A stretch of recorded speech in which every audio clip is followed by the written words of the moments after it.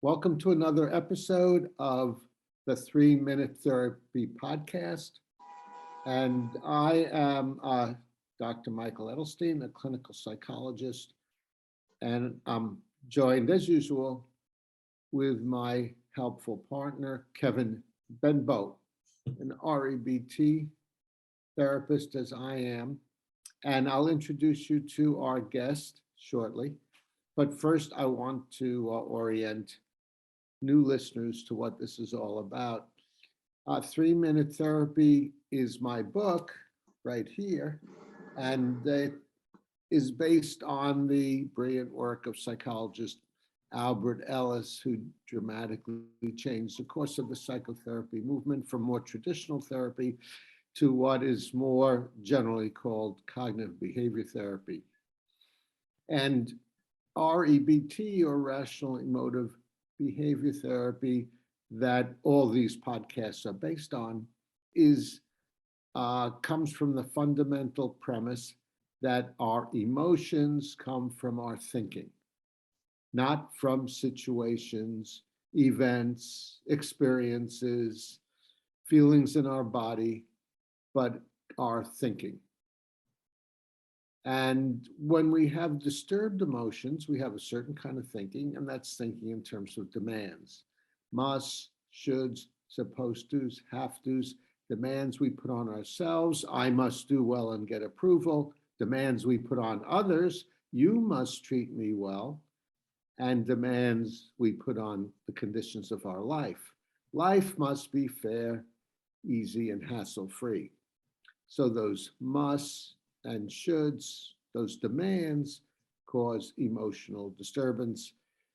Therefore, the solution involves identifying your demands. Is it the first must? I must do well. The second must? You must treat me well. Or the third must? Life must go well. And then abolish those musts and reinforce your preferences. I prefer to do well. I prefer you to treat me well. I strongly prefer my life to go well, but it's not a dire necessity. It's not the end of the world if I do poorly, others treat me poorly, or life goes poorly, and the world will go on no matter what happens. And as I said, if you want to find out more about this, read one of the 80 books by Albert Ellis, read my book, 3-Minute Therapy, and listen to our weekly podcasts whenever you get a chance. We have the honor of having a guest. The screen says Jay Joseph. I know him as Jerome Williams, but his name is not that important. It's that he's been a long-term student of REBT, Rational Emotive Behavior Therapy, and has emailed us many interesting questions about the theory and the practice. And Jerome, you are a fitness trainer, is that correct? That is correct. Okay, very good. Okay, so let's plunge into this. And Jerome, what is your first question about REBT? My first question about REBT is, are there tools within REBT that one can apply to the ending of a romantic relationship or even a marriage? And I bring this up not just for my own personal life, but also because I've noticed in the news some of the very extreme behavior in terms of violence, spying, harassment, depression, suicide, that seems to happen around breakup pain. So I don't know if it's a self-esteem issue, maybe a depression issue, or an anger issue. But the first aspect of breakup pain that I wanted to ask the panel is about when one gets severely depressed. And I'm speaking from the perspective of the person who is dumped or the person who is left. So what within REBT would address the depression aspect of breakup pain? Okay, Kevin, do you want to start with that one? Yeah, well, first of all, depression is what we would consider an unhealthy negative emotion. it's non-productive. Our objective in rational emotive behavior therapy would be to change the depressed mood into something that's still negative, but yet functional. So we would look at changing depression to something more like sorrow, something more like sadness, that sort of thing. And we would do this by looking at the beliefs that are underpinning it. Some beliefs that come to my mind when I encounter these situations are beliefs like my relationship should not have ended, and yet it did. My partner should not have cheated on me. And or there could also be beliefs about the self, like I'm a worthless person because my partner left me. And so we would work and help the person restructure those beliefs to be more preferential, like I wish my partner had not left me, but this doesn't mean I'm a terrible, horrible person. It just means I'm a person that perhaps contributed my own stuff to the relationship. That's how I would approach it in a nutshell. Okay, I think that's a great nutshell. And I'd like to add one additional aspect to this, Jerome, and that is, Kevin, you've addressed emotional problems about breakup pain and emotion and how to work on those, but also there are practical ways to work on it. And one that I have some of my clients do is list all the disadvantages of the relationship for you.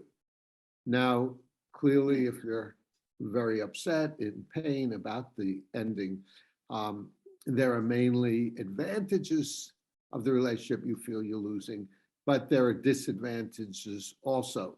So since we're all imperfect humans, your partner had certain disadvantages. So if you remind yourself of those and focus on those for a while, rather than what the good things you're missing, and that could help.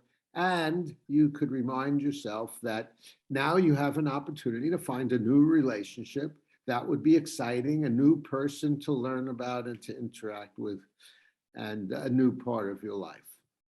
Jerome, did you have any questions about Kevin or my response?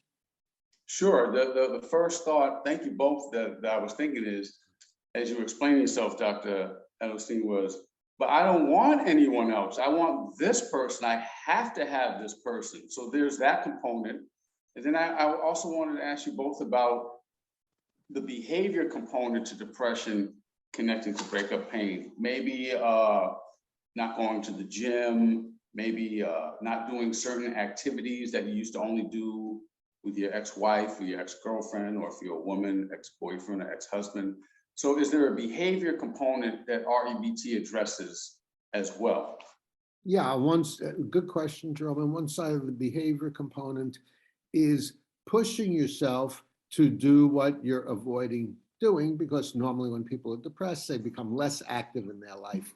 And a good way to address it is by being active, pushing yourself, forcing yourself, no matter how hard it seems, to go to the gym or get together with friends or work on projects, those kinds of things. Kevin? Yeah, these are all principles commonly called behavioral activation. There's only one thing that is healthy to avoid, and that is avoidance. It's important to do whatever it is that you are striving to avoid. Take that as a signal that that is the best thing for you to be doing. So if you're not going out, you're not talking to people, it's important to get yourself back in the game of life. Now, I throw that out there, knowing very well that this can be difficult, especially when we have the low mood dragging us down. Even so, if we make ourselves do it, usually it will not seem very pleasant in the very beginning, but if we put ourselves out there, with time, we'll start to feel better. This is, by the way, this is usually where I start when I'm working with someone who's depressed, is the behavioral side of it, because quite often that's the first thing that brings them to see me. I can't get out of bed. I can't get to work. I've stopped, whatever. So avoid avoidance. That's what I would say. Yeah, that's a great suggestion, Kevin. Although there are some things that I recommend you do avoid. And one of the most common ones is continuing to check on your ex-partner's Facebook page and seeing what she and or he is up to, and how they're faring in their new life, and feeling good when they're faring poorly and feeling bad when they're faring well. So Why is that counterproductive, Dr. Earlstein? Why is that not serve clients' goals by checking up on the person's Facebook, by maybe spying on them at their job or at their home? Why is that counterproductive? Oh yeah, great question. And the answer is it's not always, but in many cases it's counterproductive because it comes from a must. I must see what my ex is doing, and I must know if they're dating someone else or if they're crying in the shadows or things like that. But without a must, as you may be implying, Jerome, there may be advantages to doing that, especially if you're wishing them well and hoping they're doing well, and that's the reason you're checking. But that is one of the answers. Jerome, we have you have a lot of good questions, so why don't we move on to the next? Okay, the next question, and this is kind of tied in a little bit to the Facebook situation, is a lot of people think obsessively about their ex. So of course, obsessively is not something you can necessarily measure, but I was wondering for you and Kevin, what you recommend your clients do if the person is constantly thinking about their ex-partner, constantly talking about their ex-partner, and annoying family and friends because they keep talking about them obsessively. What are some tools in the REBT genre to offset that obsessiveness? Well, again, go back to the basic principle. Our emotions and our behavior comes from our thinking. So look at the musts and shoulds that lead to your obsessive thinking, and doing these other things to reinforce your obsessive thinking. And again, it's something like, I should not have been rejected. I must find out what's doing with my ex-partner, etc. So that would be the main thing. Kevin, did you want to add to that? Yeah, I think that's really important, is to look at the beliefs that are underlying the obsessions. It's usually, in my experience, it might not be it's probably not going to be counterproductive to face the obsessions themselves, but the beliefs that underlie them. And then another thing that we can do when we experience obsessive thoughts or intrusive thoughts about the partner is we can do our best not to dwell on them, to accept them. So these are thoughts, and some people might have the belief, I must not have these intrusive thoughts about my partner. We accept that we're human. Of course, I'm going to have thoughts about my partner because I'm a human being, and this is a person that was in my life and very important to me. So therefore, I'm having this thought, and now I'm going to go on to something else, and then keep reminding yourself of that. One thing about REBT is it takes work. You don't go in and lie on the couch and suddenly, oh, you have this great big revelation. It takes work to challenge these beliefs, and it doesn't take years of therapy for the most part, but it does take some consistency. As you're a personal trainer, if Jerome, if I said my goal is to go to the gym and lose 10 pounds tonight, what would you tell me? I would say that's unrealistic. Yeah. And if I said, but Jerome, I have to lose the 10 pounds tonight, what would you say? I would say no matter how much you insist that happening, unless you had surgery, and I'm not even sure surgery could do that, it's just not going to happen. Yeah, that's exactly right. So no matter how much I obsess about my person, that I'm my important person that's out of my life, no matter how much I tell myself I must not have these obsessive thoughts, that doesn't mean they're going to go away. We do it by working. As you go to the gym, you work out on a regular basis, and that's how you get your results. Same with up here. Right, it's a process. Yes, sir. Very much so. Process, a practice, and it takes work. We can't emphasize that enough. Okay, Jerome, What is your next question? The next question is, the other component is frustration. And the frustration is wanting to still be intimate with your ex-partner, but you can't be intimate with your ex-partner because the relationship's over, they moved on, they no longer want to be with you.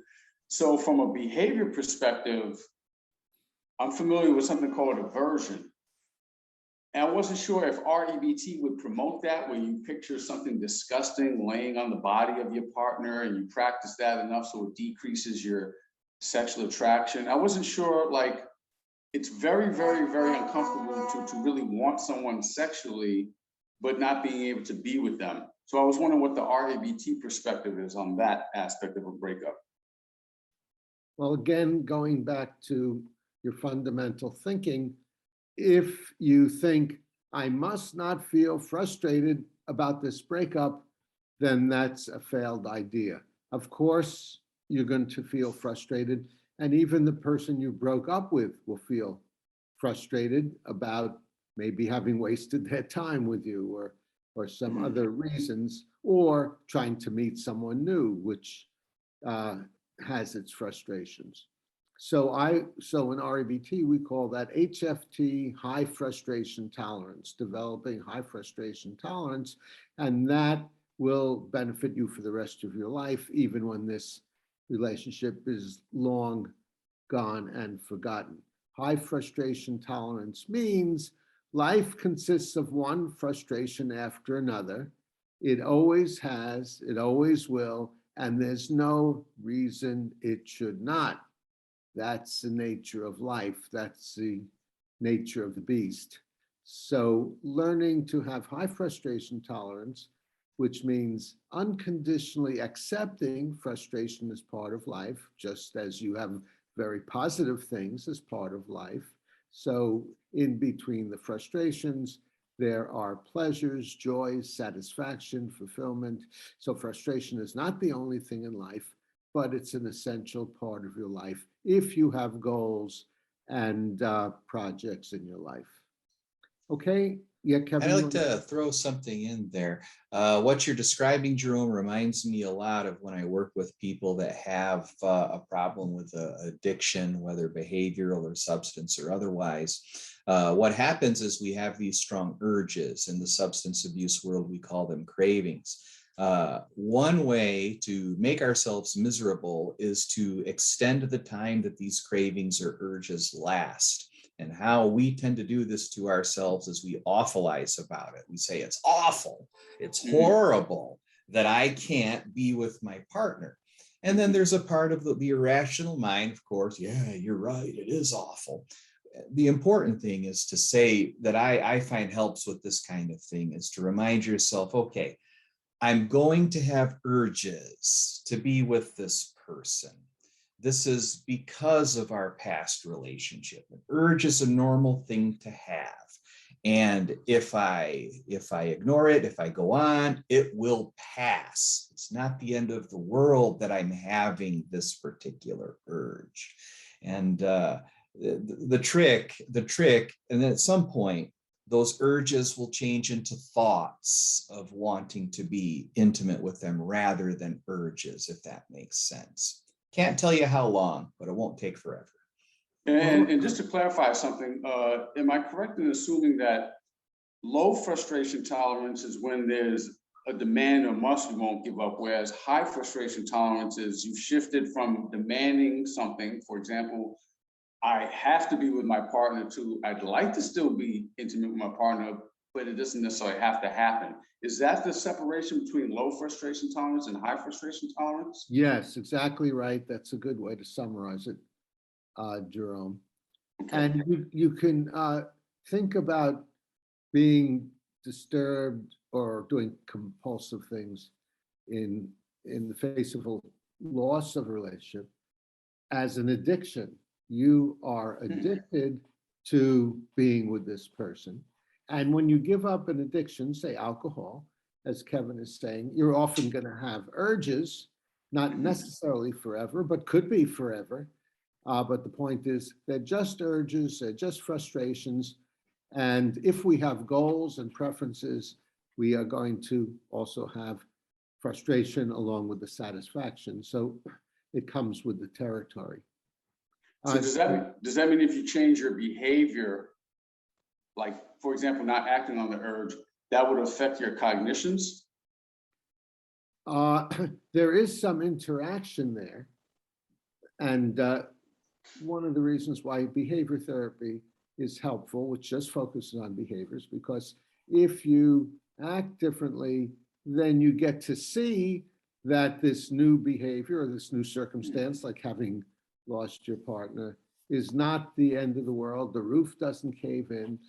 So just by pushing yourself to do new things, say public speaking, which is the #1 fear people have, you push yourself again and again and again and again, and you see it's not the end of the world, then, and you remind yourself and show yourself it's not the end of the world. If after each public talk you say it was the end of the world, that was horrible, I could never face it again, then that's not going to help. But you use these behaviors to covertly or overtly to remind yourself, see, I survived, I can engage in another relationship again, and if it ends and I feel hurt and deprived, I will survive and go on to more. Okay. Okay, Jerome, next. The next is leaving angry messages. And then that follows up with people you read about in the paper who resort to violence against their ex-partner, murder, or physically assaulting them. I was wondering what the REBT perspective is to explain why people behave in such extreme ways. Oh yeah, that's a really important question, Jerome, because we've been talking about putting yourself down, demands on yourself, but violence, anger, hatred about your partner is another aspect to this. It's must #2, as I outlined earlier, and that is my partner, my ex-partner should not have treated me this way. She or he should not have left me, etc. So violence comes from demands on others. Usually it's anger, resentment, and hate, not violence, but once in a while it is. Hey, Jerome, did you have another question? Yeah, I was going to say, like, with you and Kevin, with your clients who struggle with anger, not just necessarily obviously with breakup, but focusing on breakup, what do you do? Do you have them doing like should removal techniques, deprive them of acting out certain behavior and go to the gym and exercise instead and see that they can function without being violent? I mean, like, how does one resolve that those urges, of acting out anger from the scale of extreme violence to like leaving an angry message? All of the above. Behavioral, cognitive, the whole thing, right?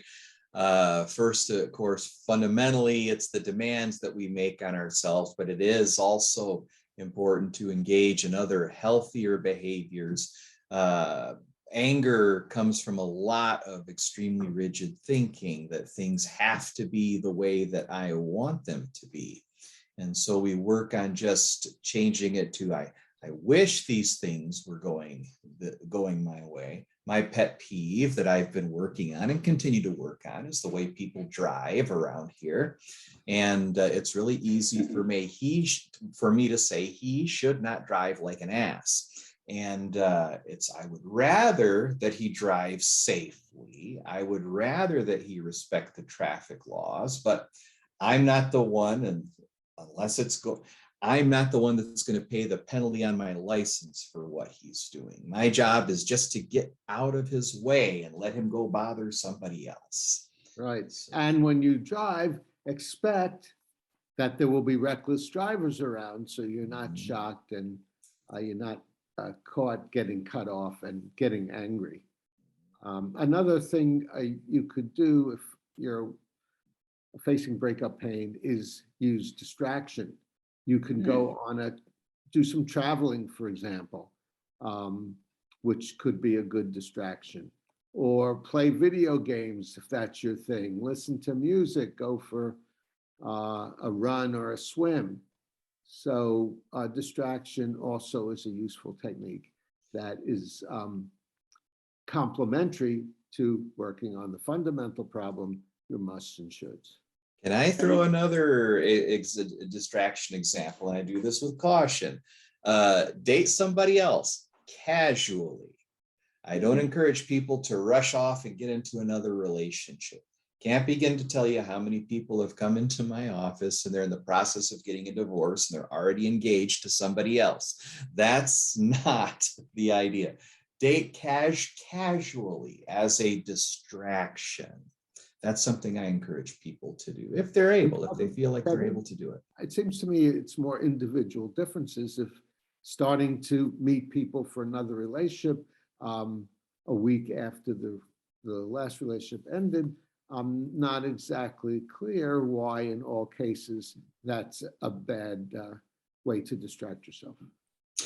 My thought and just my observation over the years has been people tend to have this underlying belief that I must be in a relationship. I must have a soulmate. I must, something's wrong with me if I don't have a partner. And so a lot of people tend to go from one relationship to another. And so that's why I offer the caution. Of course, if you walk out the door and you meet Miss Right, you meet Mr. Right, whatever the case may be, then yeah, by all means, it's up to your individual judgment. So I encourage casually. But that mainly would be for the people who have musts. I must have another relationship right now. But if you don't, then listen to your thinking and your emotions. And if you want to start new relationships earlier than most people do, that would be okay. I think what you're saying, Kevin, is in most cases, it's not a good idea. Yes, that's probably a better way to clarify that there. But yeah, most of the time, there are people that and in fact, that seems to be the bulk of what I face is people really, it would benefit them to just get used to being alone for a little while. For a little while, doesn't have to be a couple of years. Don't have to take a vow of celibacy or anything like that. Just it's good to learn to be on your own, to prove to yourself that you can live on your own without dying, without the world ending. Yeah, and also to identify any musts or shoulds you have when you are alone, such as I must be in a relationship. I can't enjoy myself alone. And so those would be some good things to address. Okay, Jerome? The last part, thank you, both of you, everybody. The last part is the jealousy aspect of breakup pain. In terms of REBT, what have been some of the common core beliefs a person has felt when they felt jealousy or envy when they see their ex-partner, happy with someone else or remarried or traveling to these glamorous places? So that's my question. Like, what are the core beliefs underlying jealousy and envy in terms of breakup pain? That's a very important question because a lot of people have jealous feelings, and even in much milder situations. For example, if your partner talks to someone of the opposite sex or looks at someone of the opposite sex, you may feel jealous. And the reason is because you have a must, of course. We always go back to the basic principle. What's a must? I must be number one in my partner's eyes or ex-partner's eyes, past, present, and future. I had a client who had a severe case of jealousy, and whenever his wife talked about a boyfriend she had in high school, and they were in their 30s, he would get very, very jealous. And then he developed an alcohol problem to get over, to medicate his jealousy. So he was a very extreme case. But jealousy is basically, I must be number one in my partner's eyes, past, present, and future. And if I'm not, I'm a loser. There's something wrong with me. Or if I'm not, my ex-partner is a rat and should be punished forever. So that's some of the thinking that is involved in jealousy. Can Okay. can I throw it out there that I sometimes, I've seen this a few times, sometimes the partner will move on.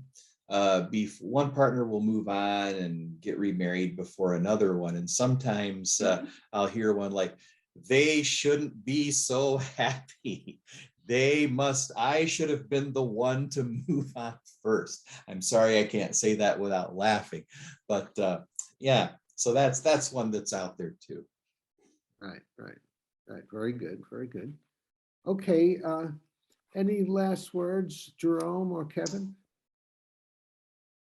Yeah, I had the last thing I wanted to ask is what in terms of relaxation methods, do you guys recommend your clients do progressive relaxation or meditation or yoga just to try and calm their nervous system down as they sort through these different feelings of anger, depression, anxiety, frustration?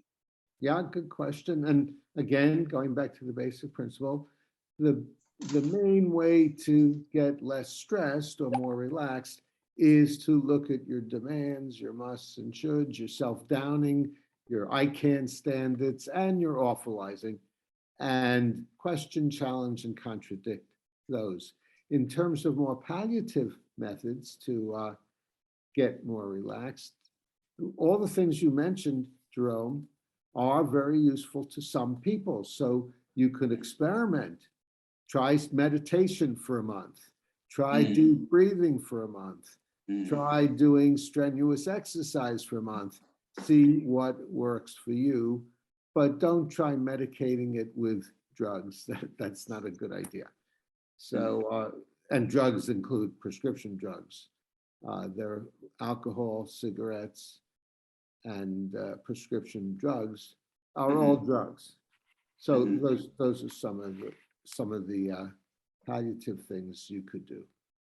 Very simple relaxation exercise I've borrowed from Zen Buddhism, and that is to simply follow your breath, and knowing that you'll get distracted. I'm acquainted with a Buddhist priest who's been meditating for 25 years, and she still gets distracted. So just recognize you're going to get distracted and then bring your attention back to your breathing. Don't even try to make a specific breathing pattern. Just follow your breath and watch it. And when you get distracted, just gently bring yourself back to it. Yeah. No specific length. It's just something to kind of clear the mind, and, different strokes for different folks. Yeah. And if you want to follow up on those suggestions by Kevin, you could look for, do a search on Sam Harris, and Sam Harris will take you through meditation exercises. And if you want to try the deep breathing for relaxation, there's someone you could find named Win Hof. First name is W-I-N, second name is H-O-F, and he'll take you through a 12 to 14 minute deep breathing exercise. So those are some ways you can work on that. Okay, I wanted to thank you again, Jerome, very much for being part of this. These are great questions you've asked, and I'm sure a lot of people will resonate to those questions and benefit from our answers. Jerome, did you want to give a website, email address, or anything else, a book you might have written, anything that you'd like to put out there for people to contact you about your fitness training? No, not at all. Thank you, though. No. You're welcome. You're welcome. And to recapitulate, I wanted to thank Chris Rossini, our tech engineer, for making all this happen. Kevin Benbow, an REBT therapist in Yuma, Arizona. And I'm Dr. Michael Edelstein, author of 3-Minute Therapy, Change Your Thinking, Change Your Life. And we'll be here next week for another interesting podcast. If you would like to participate, and it looks like Jerome survived quite well, if you'd like to participate with questions or help for a problem or anything else related to rational emotive behavior therapy, please let us know. You can find my email address at my website, 3minutetherapy.com. and the 3 is the word spelled out. And you could also help support us by donating to Patreon and coming to our future podcasts. And don't forget to study REBT to stay on the rational side of life.